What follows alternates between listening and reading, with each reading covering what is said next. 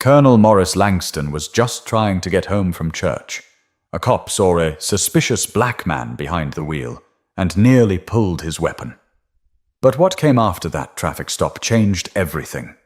The SUV eased onto the shoulder of Summerlin Drive, just outside Macon, Georgia, kicking up a bit of dust from the loose gravel. Colonel Maurice Langston, recently retired from the U.S. Army, had just left Sunday service. He wasn't in uniform, hadn't been for a while now. Today, he wore what his wife called his off-duty dad look. A navy blue polo tucked neatly into pressed khaki slacks, loafers polished like he still had inspection. He didn't need to check the speedometer. He already knew. 33. The limit was 35. No missed lights, no lane swerves, no music thumping through the windows. Just him, a nearly empty road, and the feeling that something was off. That feeling was confirmed when the red and blue lights lit up behind him. Maurice exhaled through his nose, slow and steady. Years of service taught him not to react too quickly. You assess. You stay composed. You don't escalate. He pulled over near an old convenience store that hadn't had a working ice machine in 5 years. A few folks sat under the front awning, nursing sodas and lottery tickets. As Maurice put the car in park, he watched them glance over, then quickly look away. They didn't want to be involved. Not out here. Behind him, the cruiser door opened. The officer didn't rush. He moved with caution, like a man approaching a threat he didn't understand. Maurice saw the hand placement, right hand resting close to the holster. That told him more than the badge or the name tag ever could. Maurice lowered his window and placed both hands on the steering wheel, plain and visible. His tone was even, neutral. Afternoon, officer. The man didn't respond at first. He was tall, mid-30s maybe, buzz-cut with pale skin that had pinked slightly under the Georgia sun. His eyes flicked over the interior of the SUV, then back to Maurice. License and registration, the officer said curtly. Maurice nodded once. Sure thing. My wallet is in my back pocket. Registration's in the glove compartment. The officer didn't say go ahead, just stared. Maurice moved slowly, narrating each step. Reaching into my back pocket now. Here's the license. Opening the glove box. Registration's in the folder. He handed both over.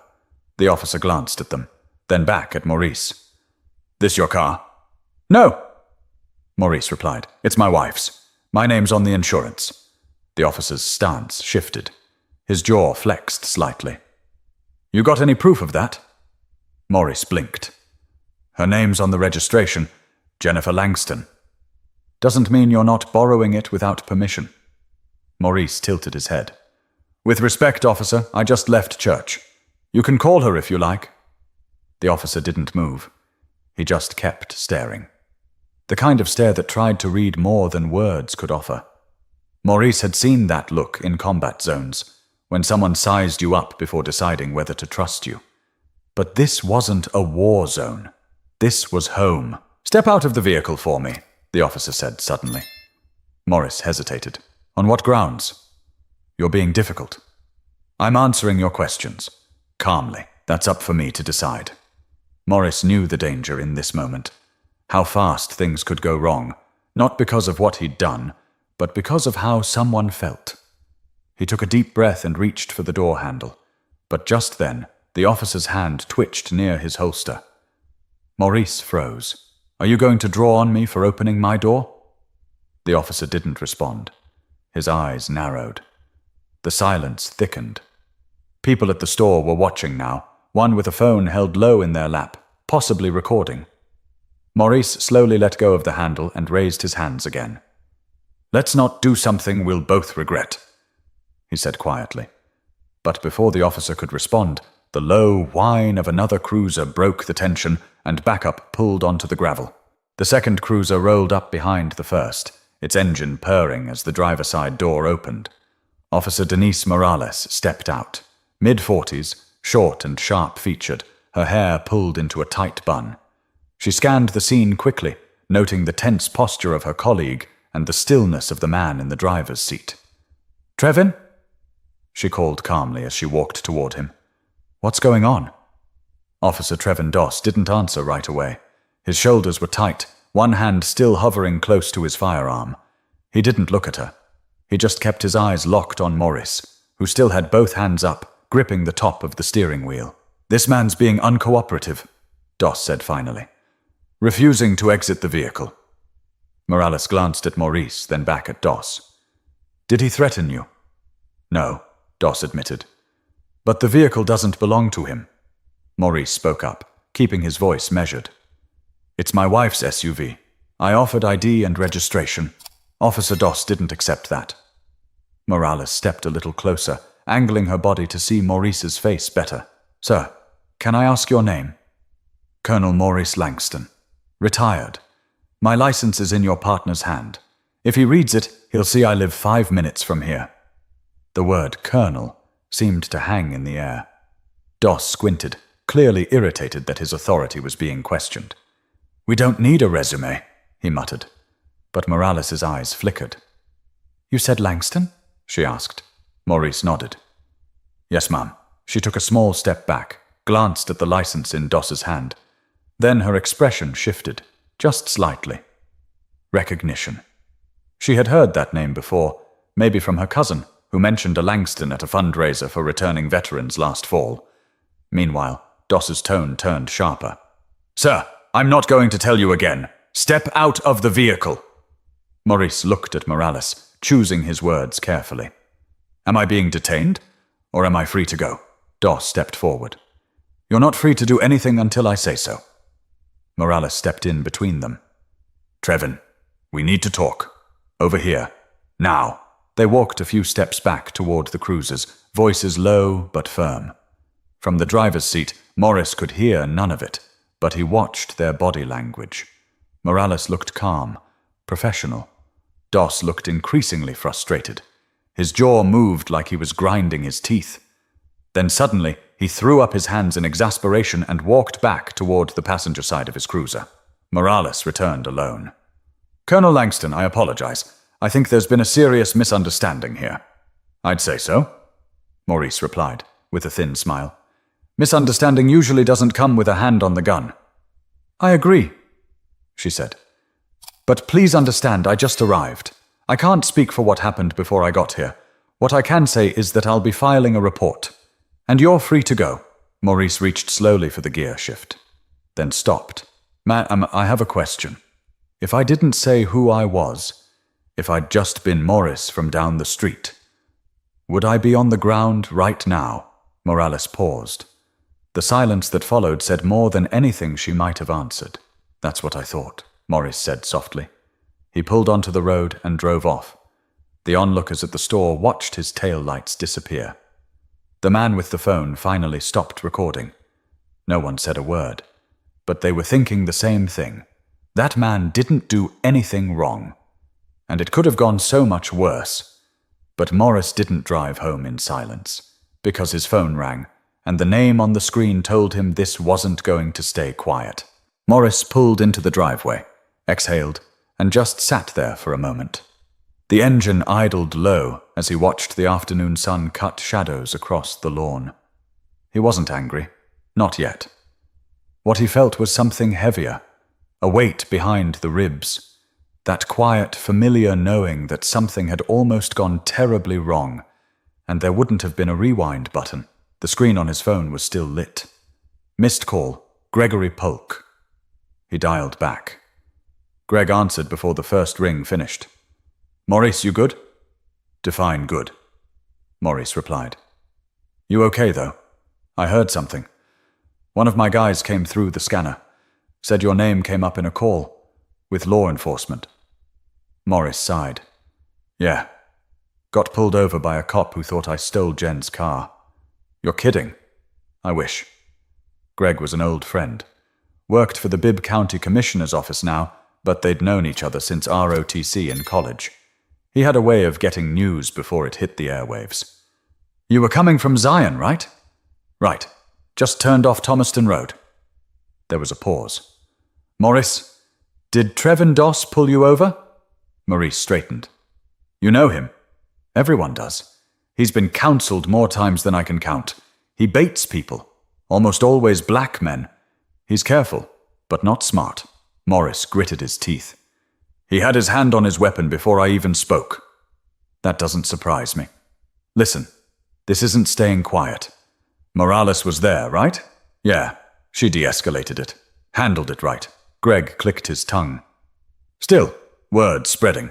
Someone filmed the last few minutes of it outside the corner store. It's going to hit Facebook before the sun sets. Maurice rubbed his temple. I didn't want this. I didn't do anything.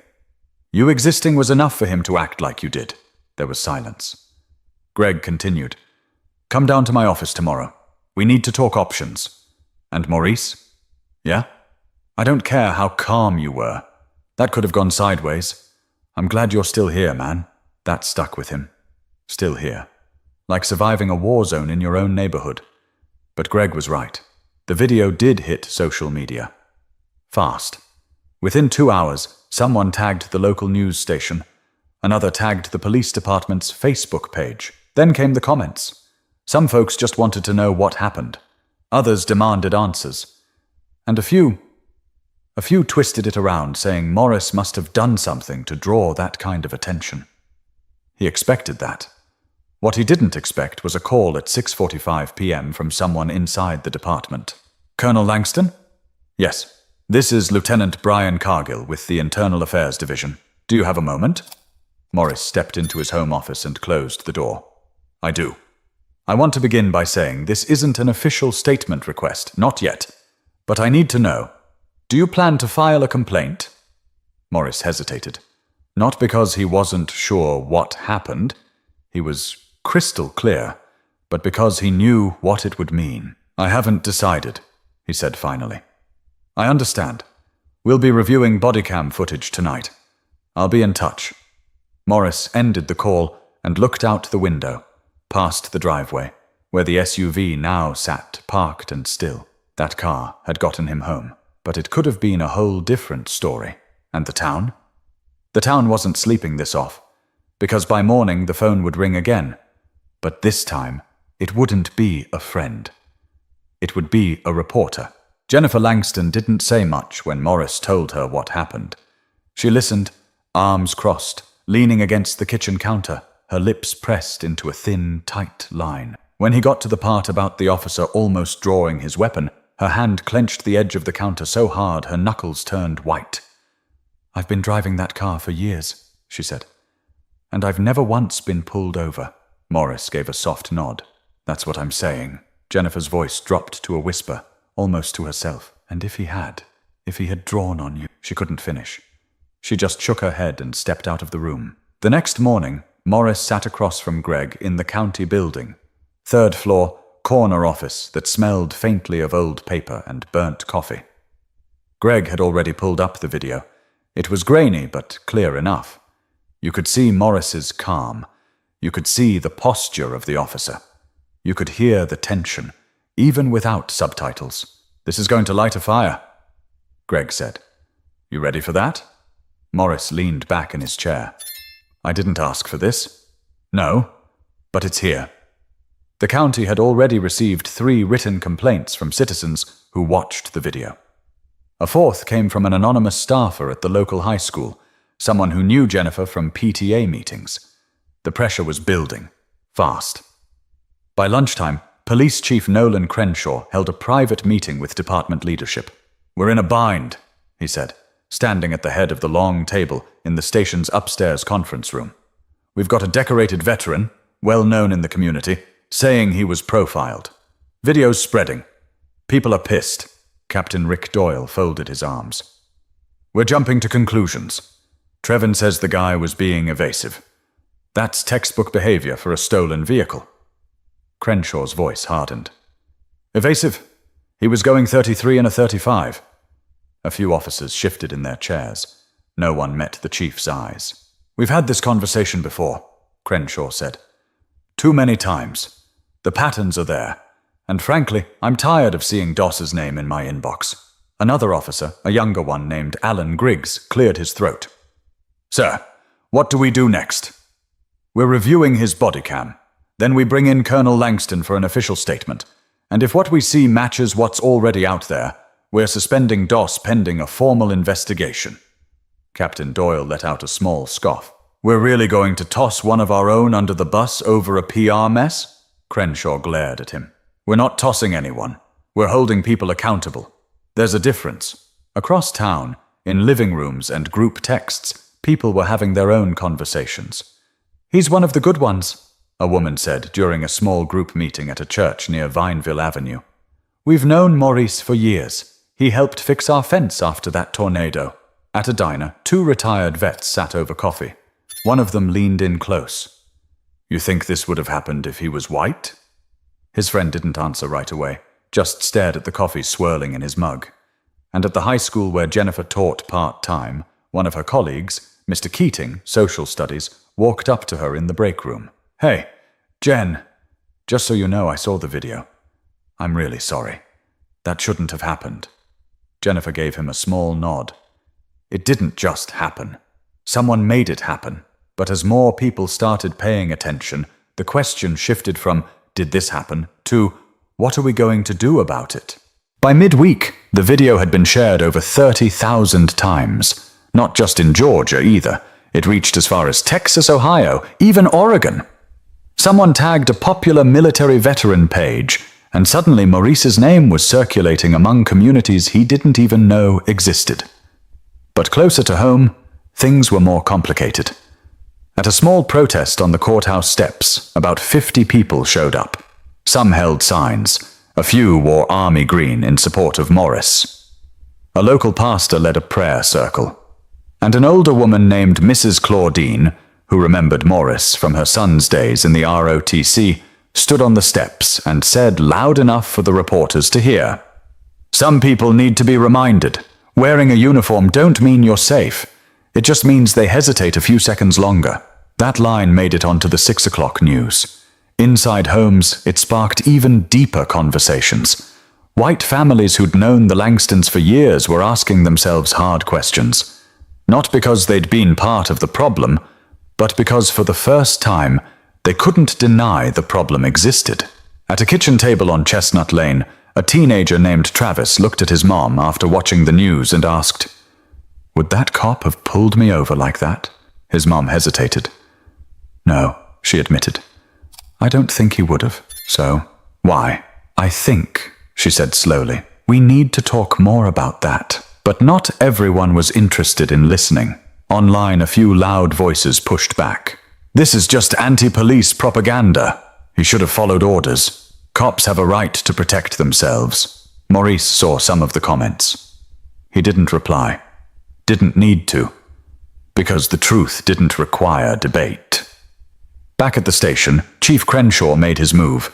He called a press conference. Standing stiff behind a podium, the town seal over his left shoulder, he addressed a room packed with reporters, community leaders, and concerned residents. After reviewing the footage, speaking with multiple officers, and meeting with Colonel Langston personally, the department has chosen to place Officer Trevin Doss on administrative leave pending a full investigation. This is not a presumption of guilt. It is a commitment to due process and to accountability. Someone asked if Doss had a history of complaints. Crenshaw's answer was carefully worded. "There have been prior incidents. I cannot comment on open internal cases." Then a different question. "What message are you sending to black residents of this town?" Crenshaw didn't hesitate this time.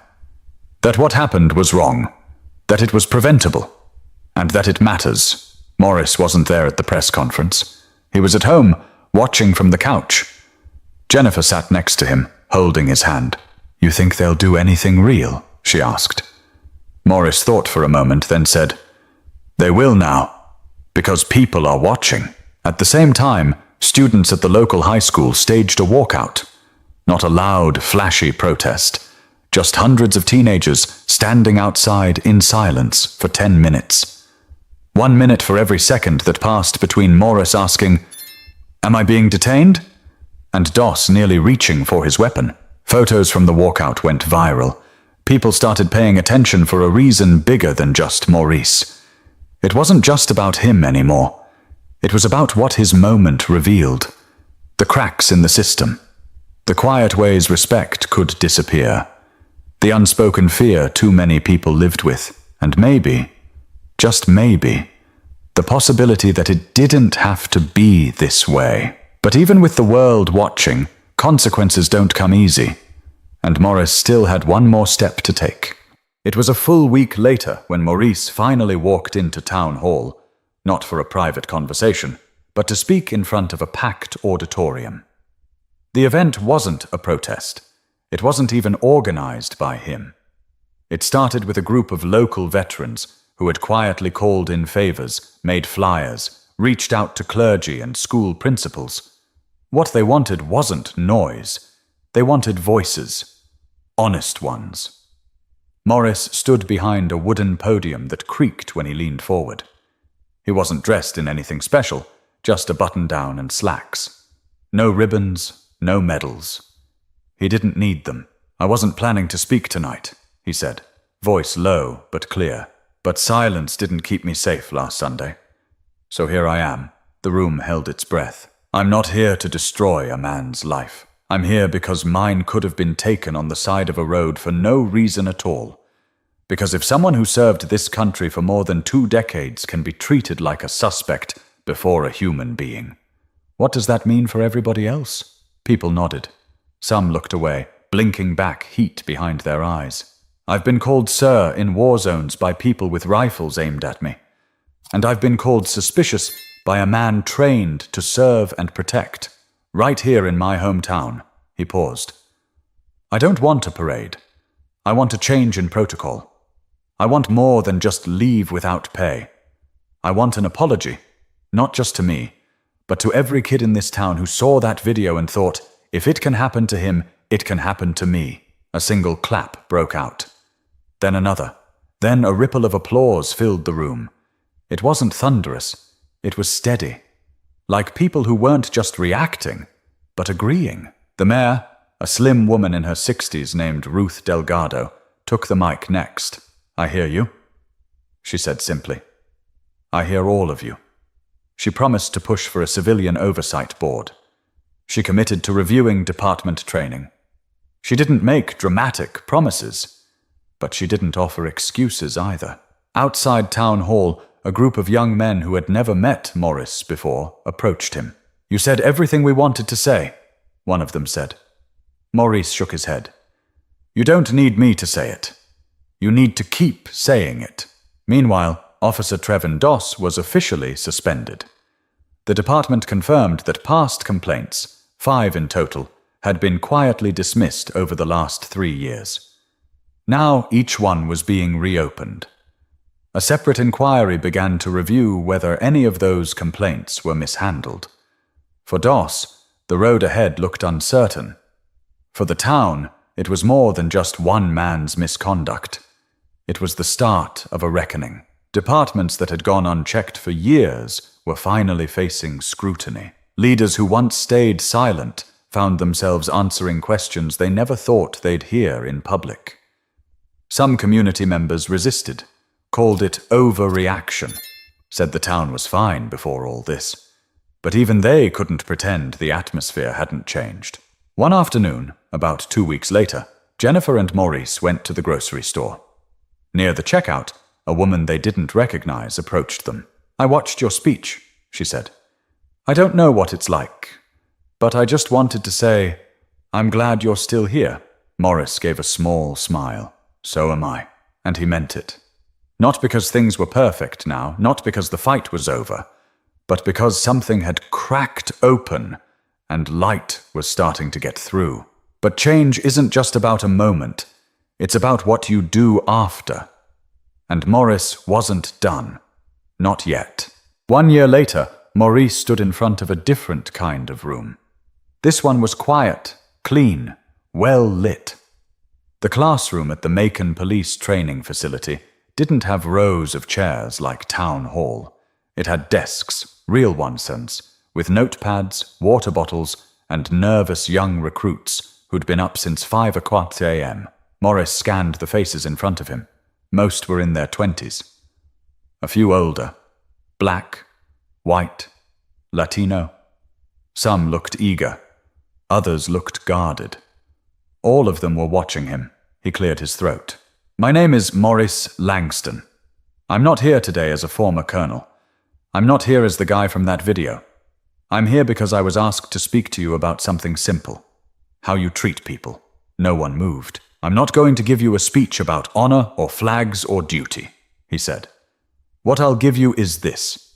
If you walk up to a car and the first thing you feel is fear, you need to ask yourself where that fear's coming from.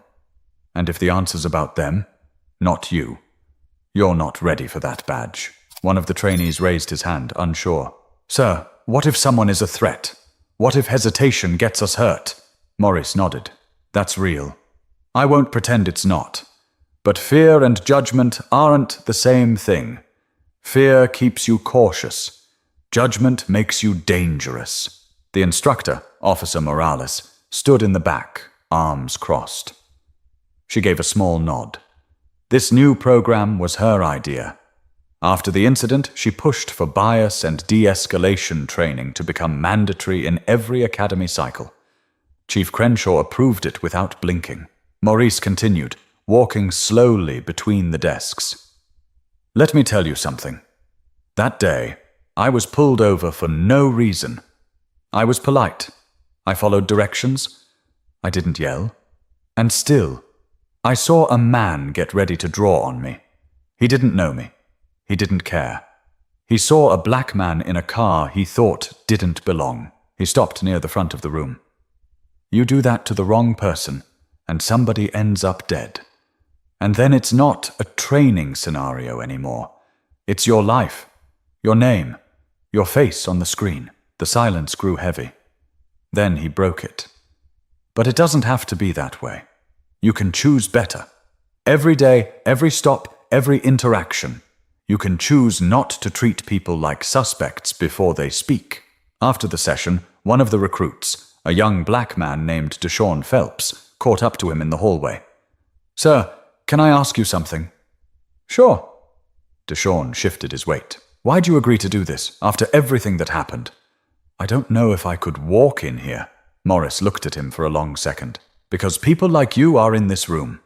Because the change I want won't come from yelling at old minds. It's going to come from making sure the new ones don't repeat the same mistakes. Deshaun nodded slowly. I won't forget that. Back in the parking lot, Maurice slipped into the driver's seat of the same SUV. He sat for a moment, watching the afternoon light fall across the dash. Then he started the engine. Jennifer called while he was still backing out. How'd it go? They listened, he said. Some of them really listened. She smiled through the phone. That's all we can hope for. Maurice didn't respond right away. He thought about the past year. The speeches, the meetings, the long conversations with people who finally stopped defending what they didn't understand. The quiet apologies. The slow, careful steps forward. He pulled onto the road and said, almost to himself, it's not everything, but it's something. And sometimes something is where the change begins. If this story meant something to you, don't forget to like, subscribe, and share. Because stories like Maurice's aren't just meant to be heard. They're meant to be remembered.